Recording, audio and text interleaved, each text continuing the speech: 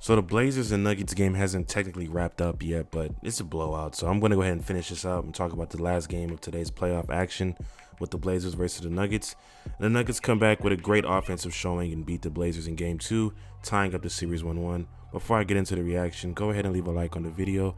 Helps the YouTube algorithm, helps people see the content, and subscribe to the channel as well. We're trying to go ahead and get to 1,000 subscribers.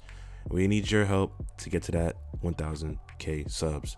With that being said, let's get into the video. So this game was, the Nuggets came out high powered on offense. You can talk about how the fact that you got Jokic, who has, as of right now, has 38 points.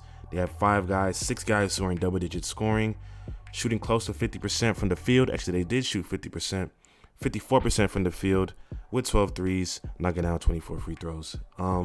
This game, it just goes to show that, again, the Nuggets are a great offensive team, which may have not been shown in the last game in game 1.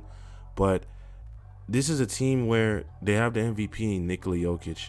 And a lot of people have been talking about, is he the MVP? I mean, you talk about the fact that these guys, this is without their second best player in Jamal Murray.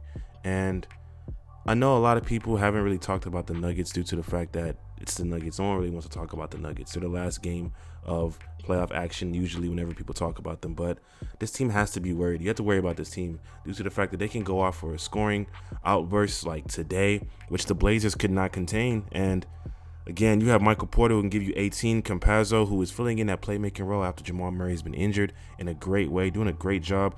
Aaron Gordon, which was a great pickup in right before the end of the NBA trade deadline that I talked about in one of my videos.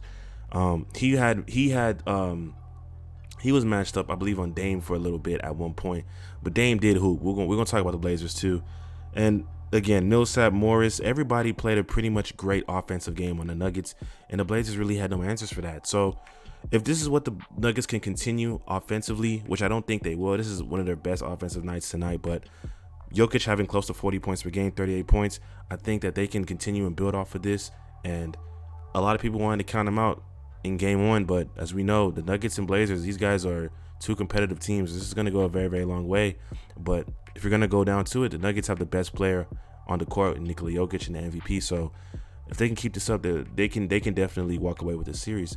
We look on the Blazers side, and Dame had carried this team the entire first half. The first half, the score was 61-73. So again, offense were really, really loaded in this game. But there was a point where Dame had 40 points, and you were looking across, and it was like, where can he get any help from? They haven't even hit 100 points yet, and Dame was the only one with 40 points. Nurkic fouled out, 7 points, 13 rebounds. CJ kind of turned up in the second half with 21 points. Powell had 15. So guys did come alive near the end of the second half, but the story had already been written. The game was already done. And this is just another notion where the Blazers, like, they're more so like the Nuggets. The Blazers, when we talk about the Blazers historically over the past few years, they've been a very, very good offensive team led by Dame, but their defense, that's the problem. That this was going to be their issue in this series. Can they find a way to stop Jokic? And with Nurkic fouling out, and I believe he shouldn't have fouled out. I think Terry Stotts, when he hit that 5th foul, he kept them in the game, and I think the Blazers could have made more of a run, because in this second half, they had a lot of times where they were making runs. I thought they brought it down to like 11 points at one point, but Nurkic got that 5th foul, and Terry Stotts kept him in, and then he got that 6th foul, and he was out.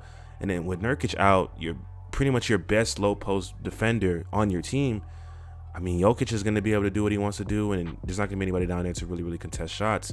And that's going to be the main problem with the Blazers. This was the issue that was going to going into this series. We knew this was going to be a problem. If the Blazers are going to win this series, they got to figure out a way to limit Jokic and also limit the offensive production that could be brought in with the Nuggets. And tonight, everything went great for the Nuggets. You had Jokic, who was able to do his thing, and you had the entire team who was hot from the field. So, I mean, going into game 3, I think both teams are going to have to ramp up their defenses on limiting the other team from scoring. Again, I do think that the Blazers are the more favored team in this series, but we saw Dame turn up in the first half. The second half, he was a little bit cooled down just a little bit, only had 1 3. He had 8, I believe, if I remember correctly, he had 7 threes. Don't quote me on this. I have to check again because this is right after this. It's a long night. This is my 3rd video of the day, man. We posted videos the entire time. You know what it's playout season, so you know we're gonna post a lot of videos. But yeah, this is a game where Dame needed a little bit more help from his team. I think he'll get more help when they get back into Portland, when they're on their game on Thursday. And this will be a very, very long series for sure. I do think that Dame is going to play even better. I think that he'll get a lot more help from CJ, from Nurkic. He won't fall out again. And the Nuggets, they're going to have to reproduce their production that they did today. But I think the way that the winner of this series will come down to their defenses. And it sounds crazy because the Nuggets and the Blazers, they're offensive teams, they're offensive firepower teams, but somehow, some way, someone's gonna have to get stops. And in today's game, you saw that the Blazers were a lot sloppy. The Nuggets were hounding at them on the defensive side, playing a little bit more rowdy, more rough, and like you can see the tension in this game. Both teams don't like each other. You can definitely see that. And that if both teams don't like each other, you're always gonna get a good series. So that's always something for us fans to look forward to. But again, game 3 coming on Thursday. I really want to see how each team matches up and what they're going to do, because we've seen in game 1, the Blazers did their thing. Game 2, the Nuggets have done their thing. Game 3, the coaches, the players got to come in and figure out how to stop each other.